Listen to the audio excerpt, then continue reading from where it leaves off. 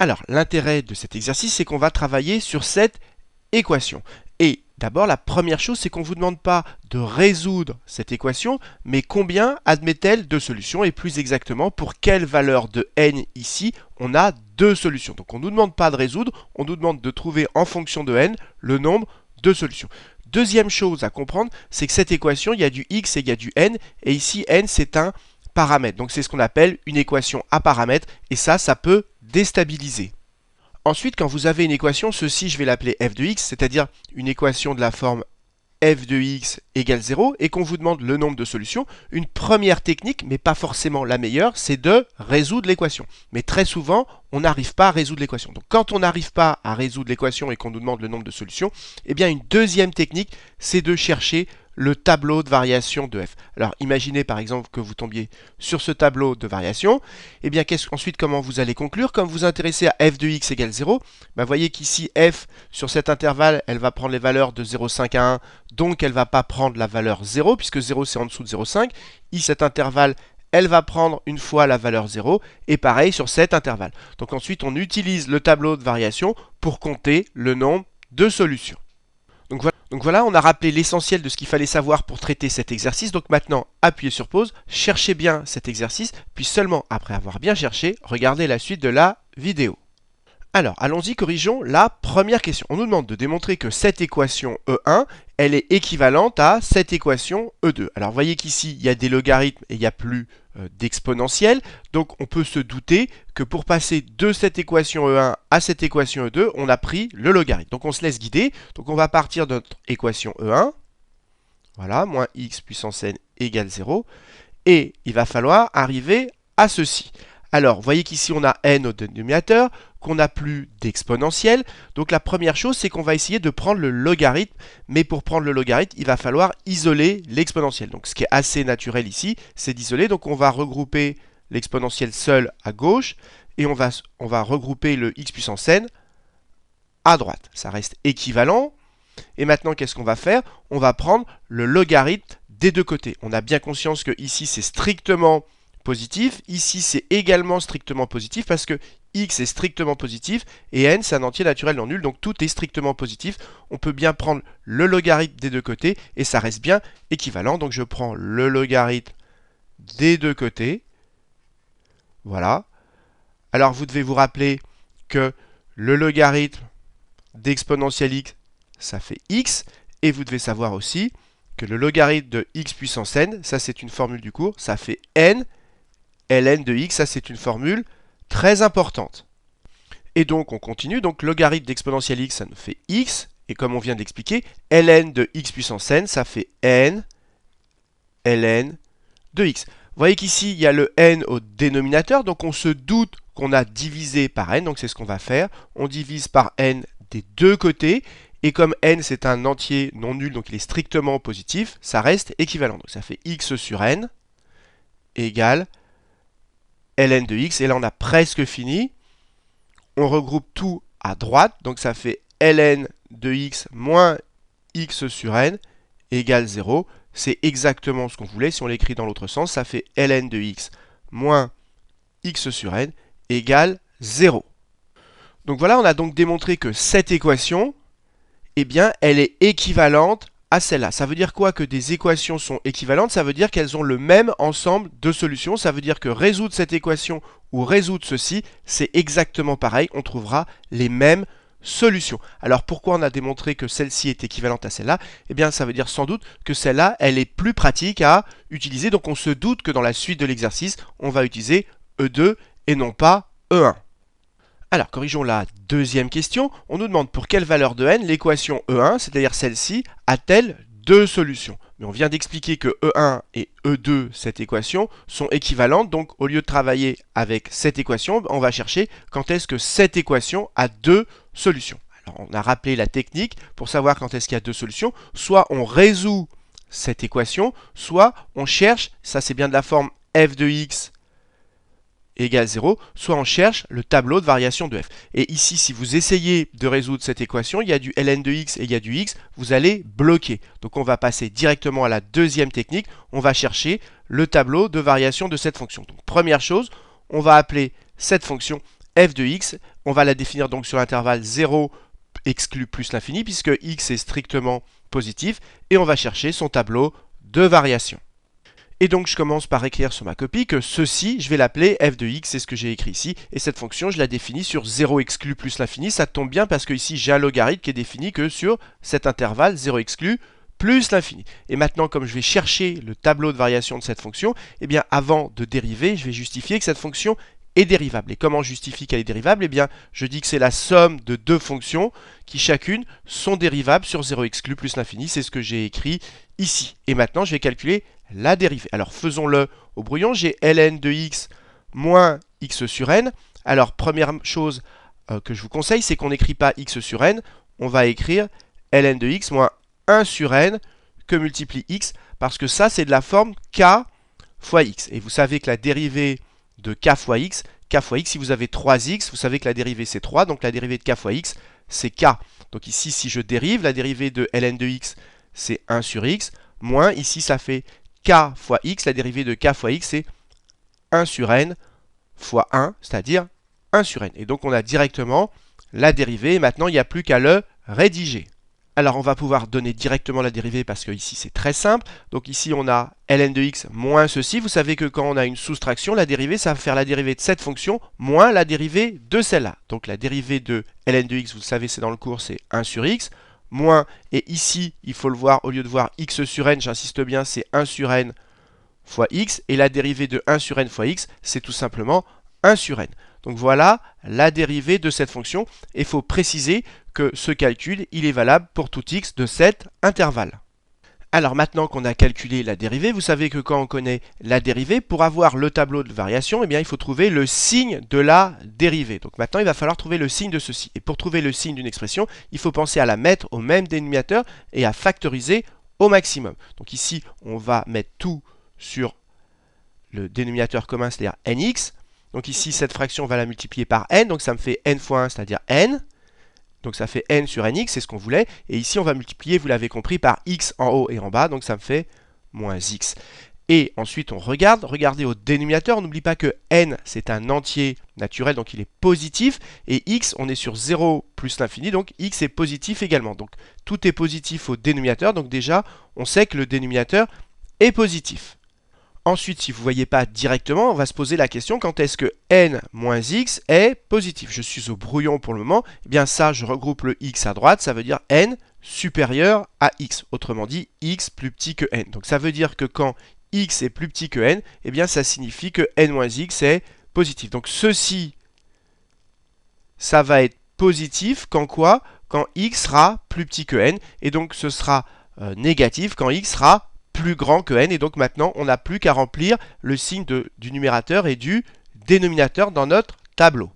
Alors allons-y, donc j'ai mis mes deux blocs, j'ai mis n-x et nx, et maintenant je vais remplir les signes. On vient de voir que n-x c'est positif quand x est plus petit que n, donc je place n ici, et c'est positif quand x est plus petit que n, donc à gauche de n c'est positif, ça s'annule quand x vaut n, n-n ça fait bien 0, et c'est négatif après. Ce bloc-là, nx, on a expliqué qu'il est tout le temps positif, et donc après, on applique la règle des signes pour avoir le signe de la dérivée, et il fallait avoir bien conscience que pour appliquer la règle des signes, il nous fallait une multiplication ou une division, donc c'est ce qu'on avait ici, une division.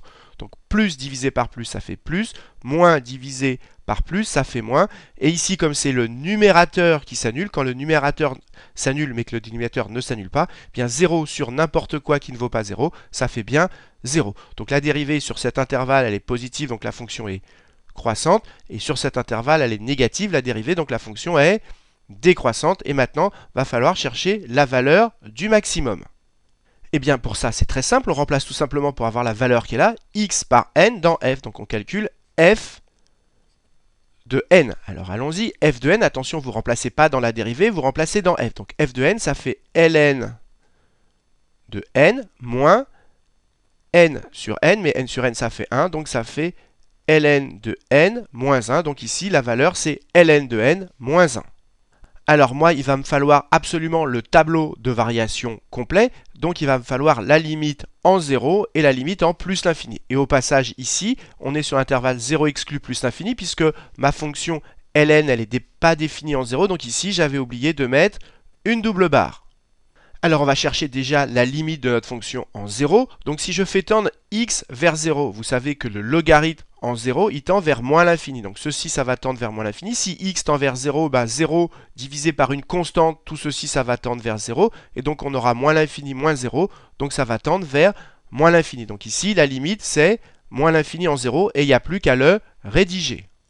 Et donc j'écris tout simplement ce que j'ai dit là, que la limite de ln de x en 0 c'est moins l'infini, que la limite de x sur n en 0 c'est 0, et donc par somme, puisqu'entre les deux c'est une somme ou une différence, et bien par somme on en déduit que la limite du tout c'est moins l'infini moins 0, c'est-à-dire moins l'infini, c'est ce que j'ai écrit ici. Et maintenant je vais chercher la limite en plus l'infini, et ça c'est un petit peu plus difficile.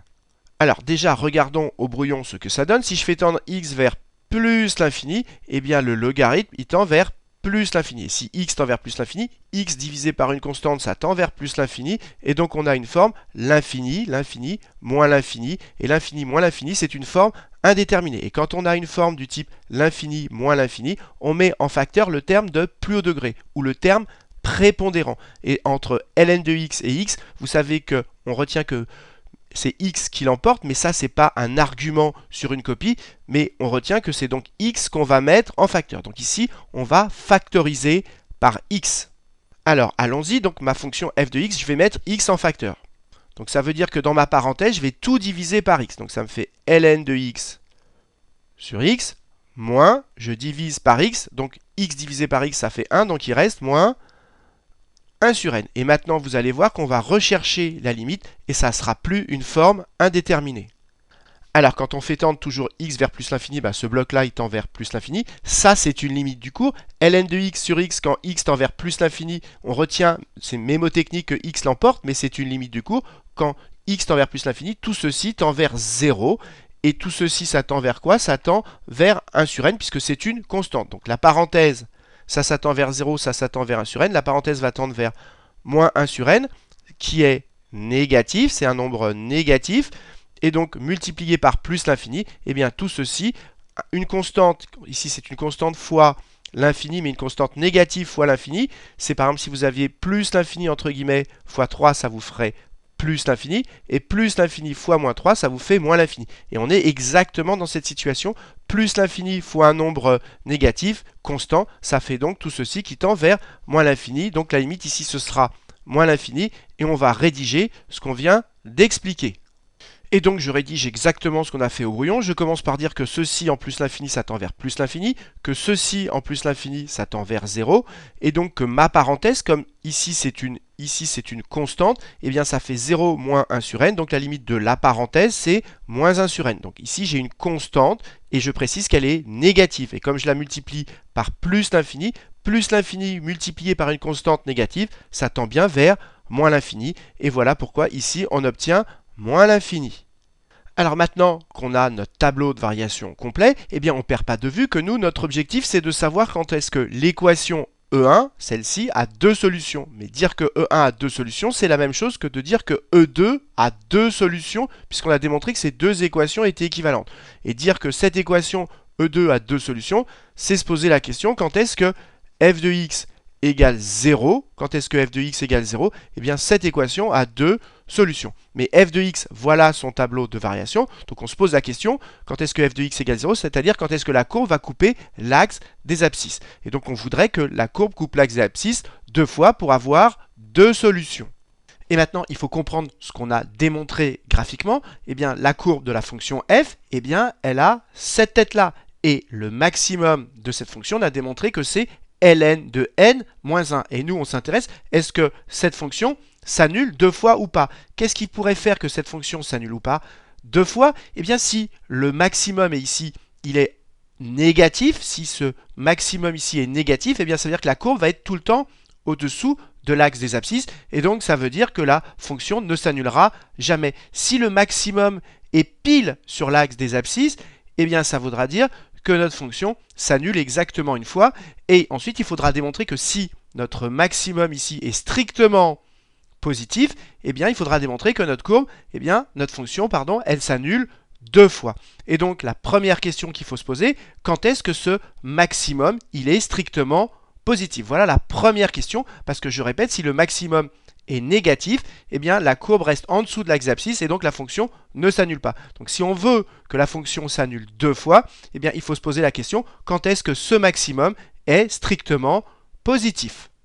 Et donc pour savoir quand est-ce que ce maximum est strictement positif, eh bien on va résoudre évidemment l'équation, ce maximum strictement positif, c'est-à-dire ln de n-1, on va résoudre cette équation strictement positive. Alors ça veut dire quoi? Eh bien ça veut dire que ln de n est supérieur à 1, et ensuite pour se débarrasser du logarithme, on prend l'exponentielle des deux côtés, je ne saute pas d'étape, donc je prends l'exponentielle des deux côtés, ça fait exponentielle 1, et donc ceci c'est équivalent à n supérieur à e strictement, mais n'oublions pas que n c'est un entier, et e ça vaut environ 2,7, donc on cherche un entier strictement supérieur à 2,7, c'est équivalent à dire que cet entier il est supérieur ou égal à 3. Donc qu'est-ce qu'on a démontré? On a démontré que ce maximum, eh bien, il est strictement positif lorsque n est supérieur ou égal à 3.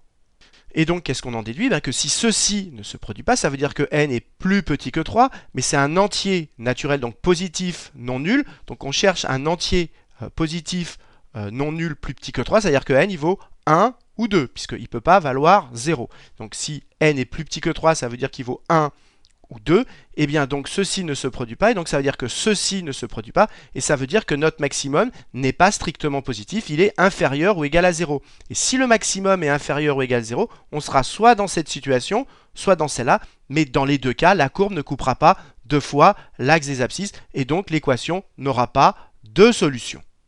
Et ensuite, si n cette fois-ci est supérieur ou égal à 3, eh bien ça veut dire que notre maximum ici va être strictement positif. Donc cette fois-ci, on va être dans cette situation-là, dans cette situation où le maximum est strictement positif. Et donc comme la fonction, elle est continue, elle ne fait pas de saut parce qu'elle est dérivable, on va de moins l'infini jusqu'à un nombre strictement positif. Donc sur cet intervalle, sur l'intervalle 0n, eh bien la fonction va couper quelque part l'axe des abscisses, et donc il y aura une solution sur l'intervalle 0n, et de la même façon sur l'intervalle n plus l'infini, comme on va passer d'un nombre strictement positif à moins l'infini en étant continu, c'est qu'il n'y aura pas de saut, et bien elle va recouper quelque part l'axe des abscisses. Donc il va falloir utiliser le TVI deux fois sur chacun de ces intervalles pour justifier que cette équation a bien deux solutions quand n est supérieur ou égal à 3.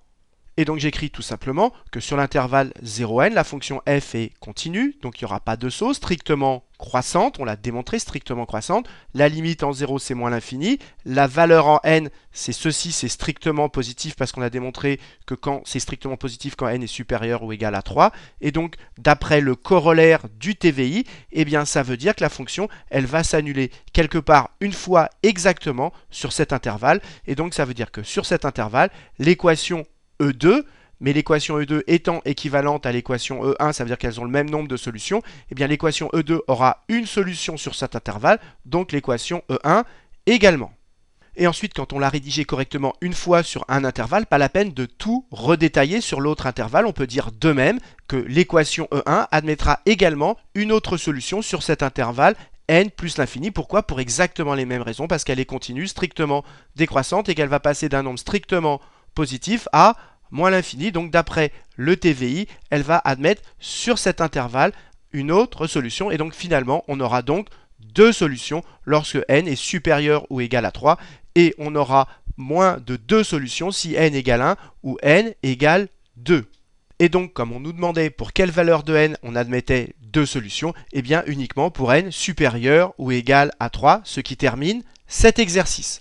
Alors, une fois qu'on a terminé un calcul, surtout quand il est un peu compliqué, eh bien c'est très important de vérifier graphiquement qu'on ne s'est pas trompé. Donc, qu'est-ce que j'ai fait? J'ai tracé la courbe de cette fonction-là. Attention, je n'ai pas pris la courbe de cette fonction-là. Je n'ai pas travaillé avec la deuxième équation, j'ai travaillé avec la première, puisque au départ, la question portait sur cette équation. Donc, j'ai repris cette fonction exponentielle x moins x puissance n que j'ai représentée ici, et là, je peux faire varier n. Et on vient de démontrer que cette équation, elle admettait deux solutions lorsque n est supérieur ou égal à 3, et si n vaut 1 ou 2, eh bien, il n'y a pas de solution, il y en a moins. Alors regardez, on voit déjà qu'avec n égale 1, eh bien, il n'y a pas du tout de solution.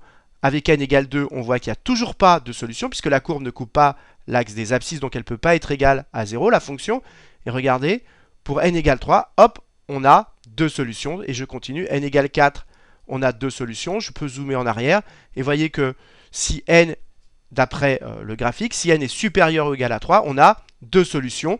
Mais pour les valeurs 1 et 2, on n'a pas de solution. Donc on retrouve exactement ce qu'on avait démontré par le calcul. Donc voilà, cette vidéo est maintenant terminée. Alors cet exercice, il était extrêmement classique, donc c'est extrêmement important que vous l'ayez bien compris. Il y a énormément de points qu'on a abordés, le TVI, la dérivation, les équations avec des exponentielles ou des logarithmes. Donc plein de points qui permettent de bien réviser. Donc c'est extrêmement important que vous ayez bien compris cet exercice. Et comme d'habitude, si vous avez apprécié cette vidéo, n'hésitez pas à la partager et à la liker.